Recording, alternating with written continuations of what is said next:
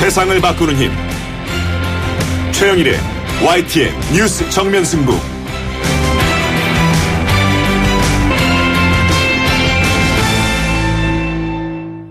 YTN 뉴스 FM 뉴스 정면 승부 3부 시작합니다. 모레 4일이죠. 더불어민주당의 차기 원내대표가 결정됩니다. 현재 3선과 4선 고지에 오른 6명의 후보들이 나선 그런 상황인데요. 자, 국민의 삶 속에서 신뢰받는 정당, 발로 뛰는 원내대표가 되겠다. 자, 원내대표 경선에 나선 3선의 우원식 의원, 잠시 후에 연결해서 원내대표 경선에 임하는 각오와 현안에 대한 견해 들어보도록 합니다. 가습기 살균제로 이 가장 큰 피해를 준 옥시 래킷 벤키저 한국법인의 대표가 사건 발생 5년 만에 공식 사과를 했는데요. 자, 여기에 대한 피해자 가족의 입장도 전해드리겠습니다.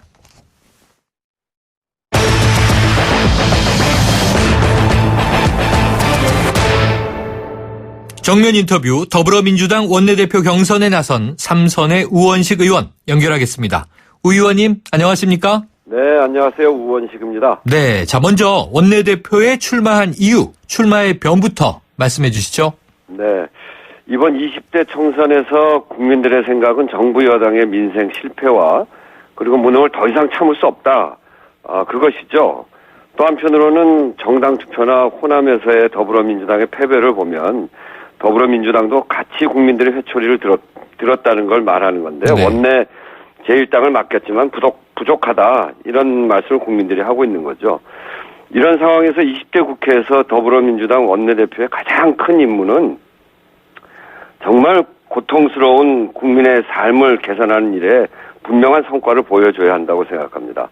그 구체적인 방향과 목표는 중소기업의 성장, 골목 상권의 부활, 비정규직의 차별과 고용 불안 해소, 이런 보편적인 서민들과 중산층의 삶을 개선하는 건데요. 네. 저는 그동안 19대 국회 3년 동안 가배횡포, 의뢰 눈물 문제를 다루는 을지로위원회를 통해서 민생 정치의 전형을 만들어왔다고 자부하고 있고요. 네. 그래서 16년 만에 국민들이 만들어주신 여소야대 국회에서 제1당의 원내대표로서 가장 유능하게 시대 정신인 민생을 살릴 수 있는 적임자라고 생각해서 이번 원내대표 선거에 나섰습니다. 네, 지금 말씀하신 맥락인데 아마 많은 분들이 흥미롭게 들으셨을 대목인데요. 네네. 자, 국민의당 박지원 원내대표가 정치 9단이라면 나는 민생 10단이다 이렇게 얘기하셨어요. 네네. 이 박 원내대표가 노회한 협상가라면 나는 물오른 협상가다.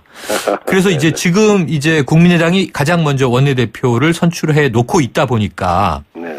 또 일각에서는 체급이 받는 4선 중진이 맡아야 하는 거 아니냐 이런 얘기도 나오는데요. 네네. 자, 혹시 박지원 의원과 좀 개인적으로 친분이 있으신가요?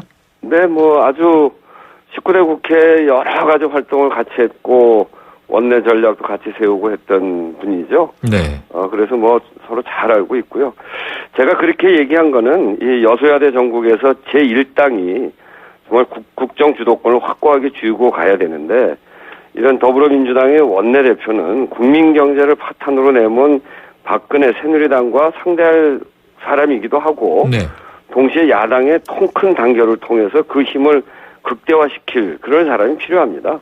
이게 바로 민생이라는 시대 정신에 부합하면서도 유능한 협상력을 갖춘 사람이 지금 필요한 건데 저는 앞서서도 말씀드렸습니다만 그 의뢰 문제를 다루는 그런 위원회에서 갈등 사안을 해결하고 상생 협약을 이끌어낸 사람이고요. 누구보다 시대 정신에 걸맞는 민생 문제를 풀어갈 수 있다는 의미에서 제가 민생 10단이다 이렇게 얘기를 한 거고요. 네.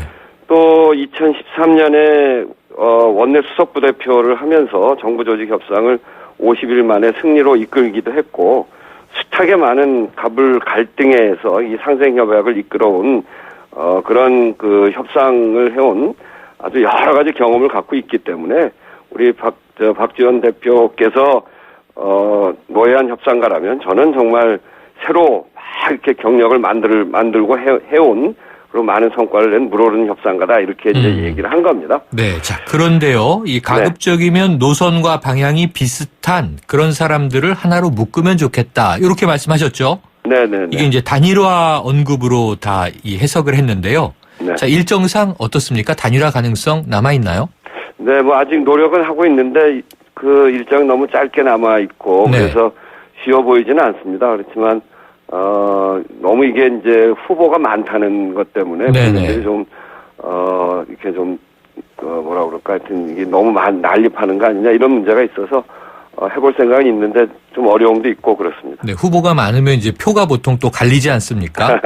네. 내일 새누리당은 이제 3파전인데요. 네. 모레 더불어민주당은 현재 6파전입니다. 네. 조금 후보를 좀 줄일 수 있다고 보세요?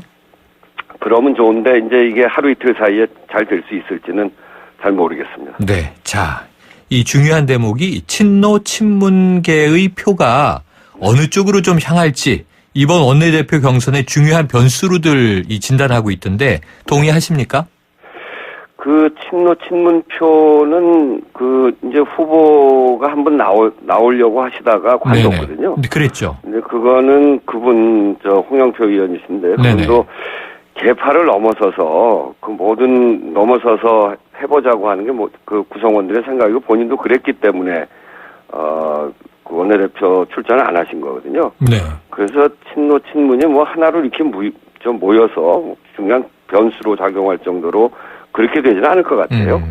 그러면 자유투표 형태로 될 것이다. 네네. 그렇다면은 지금 현재 이 나름 선거운동을 하고 계셔야 되니까 네. 좀 친노 친문을 포함해서 네. 이 당선자들의 표심 좀 물밑에서 접촉 많이 하고 계십니까? 네, 뭐 많이 하고 있죠. 감이 어떻게 오세요? 지금 이제 저희 당 이게 선거운동 기간이 굉장히 짧아서요. 네네. 실제로는 3일, 4일 그 전에 접촉한 것까지 다 합쳐도 총선 끝나고서 하는 거였기 때문에 한 열흘도 채 안 됩니다.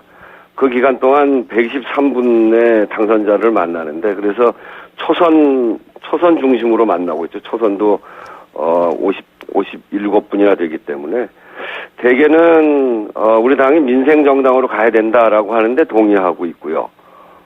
그리고 그런 과정에서 이제 3선씩 되는 거기 때문에 과거에 그런 민생 정당을 꾸리는데 어떤 성과를 갖고 있는지 또 그리고 협상에 있어서 그동안 해왔던 협상에서 어떤 모습을 보였는지 이런 것들 과거에 했던 일들 면밀히 살펴보고 그렇게 하고 있고요. 그런 점에서 보면 제가 이제 해왔던 일들 이런 것들에 대해서 좋게 평가하시는 분들도 많이 계시고요. 네. 그래서 아직은 잘 모르겠습니다. 좀 더 가봐야 되겠습니다. 그렇군요. 자, 3당 체제가 이제 20대 국회에서 만들어졌는데 그러다 보니까 가장 중요한 키워드가 협치 아니겠습니까? 그렇습니다. 그럼 원내대표가 되신다면 좀 어떤 접근법을 구사할 생각이세요?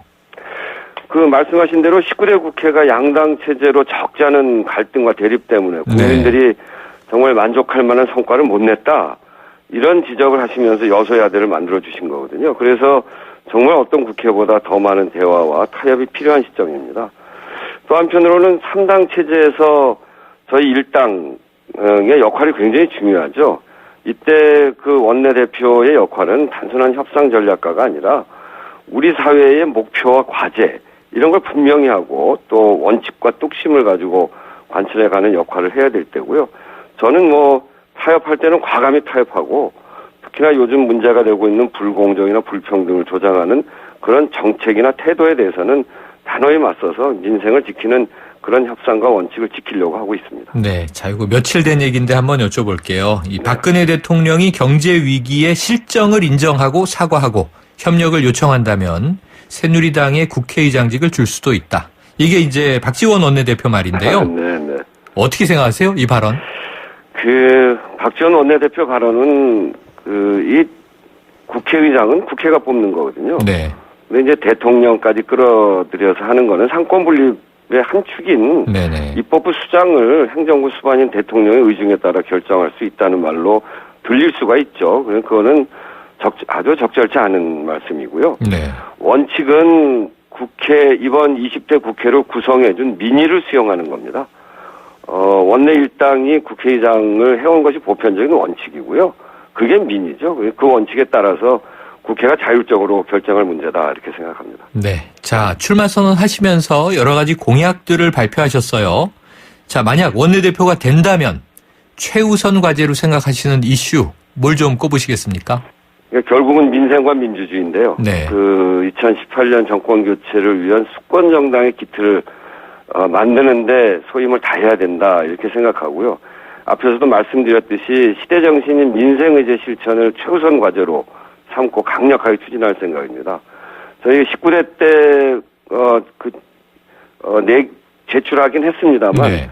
이게 숫자가 부족해서 못한 그런 것들이 많이 있거든요. 이 법인세를 인상하는 문제랄지, 중소기업 중소상인 적합업종 특별법을 제정하는 문제, 중소기업 기술 탈취 방지법을 제정하는 문제, 소상공인 활력을 위한 카드 수수료 1%로 인하하는 문제, 네. 비정규직 차별 방지를 위한 입법 추진, 이런 것들, 이런 그 어려움에 빠진 민생을 돌봐야 하는 것을 첫 번째 과제로 삼을 생각입니다. 네. 자, 이 국민의당 박지원 원내대표는 이제 선출돼 있고요.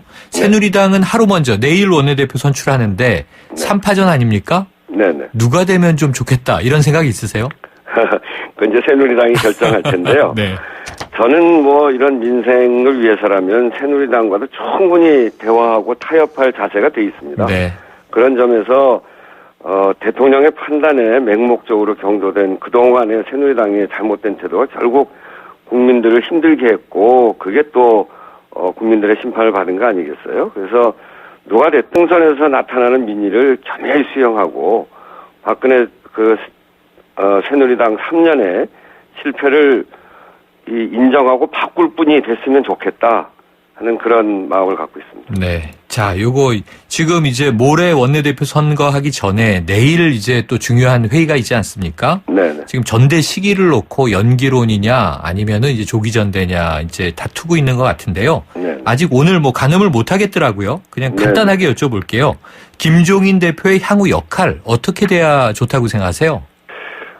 김종인 대표가 총선에서 대단히 막중한 역할을 하신 것에 대해서는 높이 평가해야 된다고 생각합니다. 네. 또, 지금 우리가 앞에서 제가 쭉 말씀드렸던 경제민주화 상징으로서 박근혜 정부의 경제 실정을 적절하게 선거 전략으로 삼아서 총선을 이끌었던 만큼, 네. 다가올 대선 집권 전략 또한, 그리고 이 경제를 어떻게 살릴 것인가 하는 데 있어서 당 안에서 김종인 대표가 충분한 역할을 갖고 함께 가야 된다. 이런 생각을 가지고 있습니다. 알겠습니다. 자, 오늘 말씀 여기까지 듣겠습니다. 감사합니다. 네. 자, 지금까지 더불어민주당 우원식 의원이었습니다.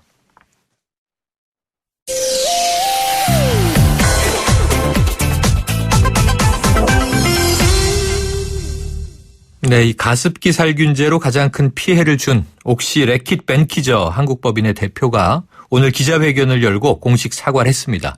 사건이 발생한 지 5년 만의 일인데요. 오늘 기자회견을 피해자 가족들은 어떤 입장으로 지켜봤을까요? 이 가습기 살균제 피해자 가족들의 입장을 대변하고 있는 임흥규 환경보건시민센터 팀장을 연결해서 이야기 나눠보겠습니다. 팀장님, 안녕하십니까? 네, 안녕하세요. 네, 자, 오늘 오전에 열린 기자회견장 이 분노와 성토로 가득했던 걸로 전해지고 있습니다. 자, 임 팀장님 현장에 계셨습니까? 저희는 현장에 없었습니다. 그러면 이제 매체로 보셨을 텐데요. 이 네. 고개 숙인 옥시 대표의 모습 어떤 생각하셨어요? 옥시 측에서 검찰 수사가 옥시 전 대표를 소환하기 앞서서 이메일로 보도자료로 입장 발표문이라는 형식으로 약간의 사과 형식으로 했어요. 네. 그때는 진짜 사과도 아닌 그냥 입장을 발표하는 그 정도 수준이었고요. 네. 최근에 시민들 사이에서 불매운동이 뜨겁게 불을 붙고 있는 상황인데요.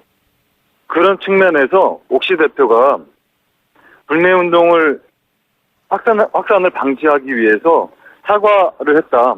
그런 측면으로밖에 안 보입니다. 그러면은 이 사과의 진정성은 충분히 의심이 되고 불매운동, 검찰 수사 이런 영향 때문이었을 것이다. 이렇게 보시나요? 네, 그렇습니다. 그런 이유는 지난 5년 동안 옥시 관계자, 옥시 대표는 피해자들을 단 한 번도 네. 협상 테이블이라든가 정상적인 만남을 가진 적이 단 한 번도 없었습니다. 네. 또 하나는 이런 만남조차 없는 것과 동시에 책임 있는 사과를 한 번도 한 적이 없었거든요. 네.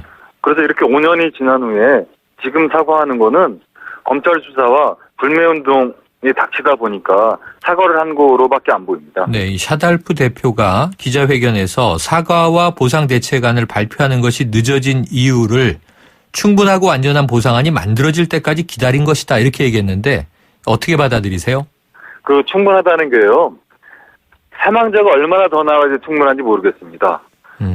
지금 저희가 확인한 그 가습기 살균제의 피해 규모는 전체 피해자가 530명이고요. 네. 그중에 정부가 확인한 사망자가 146명인데요. 네.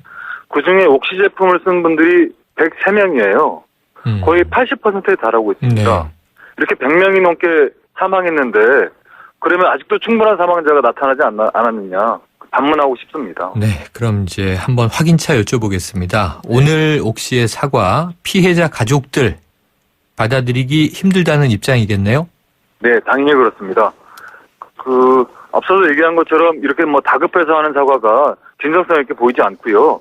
그 전에라도 피해자를 좀 보다듬고 뭐 진정성을 보이고 그랬어야 되는데 결과적으로 5년 동안 아무것도 안 하고 있다가 뭐 민사소송 통해서는 자기들 가습기 살균제 때문에 발생한 게 아니다. 뭐 그런 주장을 계속 지금도 하고 있는 상황이거든요. 네. 그런 다른 한편에서는 이런 식으로 뭐 기자들 불러다가 사과하는 게 결국은 뭐 불매운동을 막기 위해서 또는 검찰에 사과하는 그 정도 수준으로밖에 안 보입니다. 네, 자, 옥시 측이 내놓은 이 피해 보상 계획안 내용은 네. 어떤 건가요? 그 내용 중에 뭐 돈 이야기가 자꾸 나오는데요. 네. 100억이 나오고 있습니다. 지난 2013년 국정감사에서 참고인 진술을 하면서 네. 옥시 측에서는 그 가습기살균제 책임 여부와 관계없이 인도적 차원에서 50억을 기부하겠다라고 네. 했습니다. 음. 그리고 오늘 또 이제 50억을 이야기하면서 이제 합계가 100억인데요. 네. 지난번에 이야기했던 그 100억은 피해자 입장에서는 책임 있는 사고가 전제가 되지 않으면 받지 않겠다. 라는 항의 표시를 분명히 전달했고요. 네. 지금은 그 50억은 환경부가 기탁한 산하단체에 있는 상황입니다. 그렇군요. 어쨌든 책임 있는 사과가 전제다. 네, 돈은 두 번째다 이 말씀이시죠? 네, 그렇습니다. 자, 옥시 측은 전적으로 책임지겠다 이런 이야기를 하면서 1, 2등급 피해자들에게 모든 보상을 할 것이고 또 네. 인도적 기금은 가습기 살균제 사건으로 인해 고통받는 다른 분들을 위해 사용할 것 이렇게 말했는데 자, 이것은 지금 이 어떤 피해 보상 차원에서 필요한 사안은 아닌가요? 거기에 두 가지 문제가 있는데요. 네네. 우선 1, 2단계만 하겠다라는 겁니다. 그러면 나머지 3, 4단계는 어떻게 할 거냐? 그러면 3, 4단계는 책임지지 않겠다라는 뜻으로 보이고요.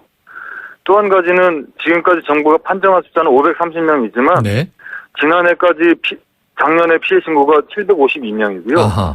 2016년 오늘도 계속 피해 신고가 잇따르고 있는 상황이라서 피해 신고가 얼마나 더 늘어날지 모르는 상황입니다. 오늘 옥시 측에서 입장 발표한 그 숫자는 정부가 1, 2차에 발표했던 530명에 한정된 그런 숫자에 지나지 않는 걸 보이고요. 네. 향후에도 피해 신고는 계속 잇따르고 있기 때문에 그 피해 네. 신고 또는 앞으로도 발생할 그런 피해자를 다 아우르는 그런 책임 대책이 필요하다고 생각됩니다. 그러니까 아직까지도 그 규모는 다 파악되지 않았다 이런 말씀이시군요. 네, 그렇습니다. 네, 지난주에 저희가 피해자 가족, 피해자 한 분을 인터뷰를 했는데요. 이 3, 4등급이시더라고요. 네. 그런데 3, 4등급에서도 사망자가 나왔다는 이야기도 하셨고 이 똑같이 고통받고 있고 1, 2, 3, 4등급 자체를 이 납득할 수 없다 이런 얘기를 하셨어요. 팀장님 네. 어떻게 보세요? 네, 뭐 단계를 구분한 거는 부정할 수 없는 거고요. 다만 그 단계라는 게 폐손상에 국한돼서 단계를 정해서 벌어진 일이고요. 네. 그러면 그거를 보완하기 위해서 폐손상 이외에 다른 장기 손상에 대한 추가적인 보완이 필요한 상황입니다. 특히 그 다른 장기 손상에서는 그 3, 4등급의 피해자분들 중에서는 호흡기 질환을 호소하는 분들이 많거든요. 네. 그래서 호흡기 질환과 가습기 살균제와의 연관성을 보완적으로 정부에서 실험 또는 연구를 해줘야 됩니다. 네. 자, 앞서서요. 이 롯데마트 측도 100억 원을 피해자 보상을 위해 마련하겠다 이렇게 밝혔었는데 이건 또 적정하다고 보십니까? 뭐 롯데마트랑도 마찬가지인데요. 그냥 일반 국민들이 보기에 100억을 내놓으면서 이 정도면 충분하지 않겠느냐 그런 제스처인 것 같아요. 그 사실 가장 심각한 피해자를 예를 들면 폐이식을 예를 들을 수 있을 텐데요. 네. 폐이식 하는 경우에는 한 번 수술할 때 수술 비용이 1억 5천 정도 들고요. 네. 평생 약제를 복용해야 되거든요. 근데 그런 분들이 몇 명만 모이면 100억 원 훌쩍 넘을 겁니다. 네네. 그래서 피해 대책 또는 피해자 현황조차 파악하지 않고 그냥 금액으로 100억 정도면 되지 않겠느냐, 그런 안일한 생각을 하는 것 같습니다. 네, 숫자로 압도하려는 제스처다, 이렇게 이제 네. 보시는 입장이신 것 같은데요. 자, 이번 주부터 이 검찰이 혹시 임직원들을 본격적으로 소환 조사하겠다, 이렇게 밝혔습니다. 자, 검찰 수사가 영국 본사까지 진행돼야 된다고 보세요? 네, 저희가 오늘 옥시 기자회견에 참석 안 한 이유는, 네. 저희는 그 옥시 기자회견 10시 하고요. 저희는 12시 반에 서울중앙지검검찰청에서 옥시 본사 임직원들을 한국 검찰에 고발을 했습니다. 네. 그래서 한국 검찰이 영국 본사의 임직원들을 수사해달라, 그런 요청을 했습니다. 네. 그러면은 이제 본사까지도 수사는 이루어져야 한다는 말씀이시군요. 네, 그렇습니다. 자, 그렇다면요. 결국 중요한 대목이 이 문제가 된 제품이 이 옥시 싹싹 뉴 가습기 당번, 이 제품으로 알려지고 있는데요. 이 안에 독성 화학 물질인 폴리헥사메틸렌 구아니딘, 이것이 함유된 걸 인지하고도 판매한 걸로 보십니까? 네, 당연히 인지했을 거라고 보고요. 네. 그런 이유는 그 원료를 공급한 회사는 유해성을 알리고 판매했다고 주장하고 있습니다. 네. 옥시 측에서는 그 유해성을 알지 못했다라고 주장하고 있는 상황이고요. 그래서 원료를 공급한 측 또는 판매한 측 둘 중에 한 업체는 거짓말을 하고 있는 겁니다. 네. 또 팀장님. 한 가지는 그런 유해성이라는 게 2011년 당시 알려진 게 아니고요. 이미 2003년 최근에 그 검찰 수사를 통해서 알려진 거는 1998년부터 이런 유해성을 확인했다고 하니까요. 이미 가습기 살균제를 시판하기 이전부터 유해성은 인지했을 거로 판단되고 있습니다. 아, 인지를 했는데 감추고 판매를 했다, 이런 이제 이 의구심이시군요. 네. 아, 자, 제가 어제 SNS에서 봤는데요. 지금 이렇게 일이 벌어지고 있는 와중에 일부 대형마트들이 옥시의 관련 제품들을 판촉했다라고 하는 이야기들이 확산되고 있더라고요. 이거 사실인가요? 좀 더 비판을 받아야 될 상황인데요. 네. 그렇게 판매했던 업체들이 홈플러스, 롯데마트, 그런 대형마트예요. 근데 아까도 말씀하신 것처럼 홈플러스나 롯데마트도 사실은 자기들 가습기 살균제 자체 상품을, PB 상품을 판매를 해서 사망자가 다수 발생한 그런 기업인데도 이런 옥시 제품을 버젓이 판매한다는 게 상식적으로 납득이 안 됩니다. 네, 그렇군요. 이게 참 답답한 상황이네요. 자, 더 놀라운 대목이 2001년 첫 출시돼서 호흡곤란 등 부작용을 호소하는 민원이 지속적으로 옥시 측에 전달이 됐는데 2011년 중반까지, 그러니까 10년 동안 제품을 판매한 것, 이것도 사실인 거죠? 네, 그래서 저희가 그 영국 본사를 오늘 고발한 이유 중에 하나가요. 네. 그 옥시 측 또는 그 영국 본사의 입장은 당시에는 그 유해성을 몰랐다라고 주장하고 있습니다. 네. 그러면 2001년부터 2011년까지 10년 동안 이렇게 가습기 살균제가 판매됐는데 그럼 네. 10년 동안 그거를 몰랐을까라는 의구심이 듭니다. 그래서 이렇게 출시 때부터 2011년 때 마지막까지 판매할 때까지 그 영국 본사와 옥시 측에서는 유해성을 어느 정도 인지하고 또는 어느 정도 고의성이 있는지 수사를 해달라는 요구를 오늘 검찰했습니다. 네, 이제 5년 만에 이 전모가 드러나고 있으니까요. 계속 지켜보기로 하죠. 계속 수고해 주십시오. 팀장님, 네. 오늘 말씀 감사합니다. 네, 고맙습니다. 지금까지 환경보건시민센터 임흥규 팀장이었습니다. 사장님, 성악가 김동규 씨네 집 바닥재 좋던데 우리 집도 똑같은 걸로 해줘요. 아, 요즘 떠오르는 바닥재 스타 강마루. 스타일 좋고 습기, 열, 긁힘에 강하니까 오래 사용하려면 그래서 스타 강마루를 하는구나. 성악가 김동규입니다. 강마루 스타는 스타 강마루. 스타 강마루. 배우 박소연, 밤마다 걱정입니다. 제발 대리운전 불러서 귀가해주세요. 사고라도 나면 여우와 토끼는 누가 먹여 살려요. 2588이 있잖아요. 좌우로 정렬 2588 눌러줘요 2588 메르세데스 벤츠 공식 딜러 KCC 오토 영등포 전시장 그랜드 오픈. 5월 초 강서, 목동, 강북, 제주에 이어 이제 가까운 영등포에서도 메르세데스 벤츠를 만나보실 수 있습니다. 메르세데스 벤츠를 만나는 새로운 선택. 메르세데스 벤츠 공식 딜러 KCC 오토. 네, 3부 여기까지고요. 4부로 이어갑니다.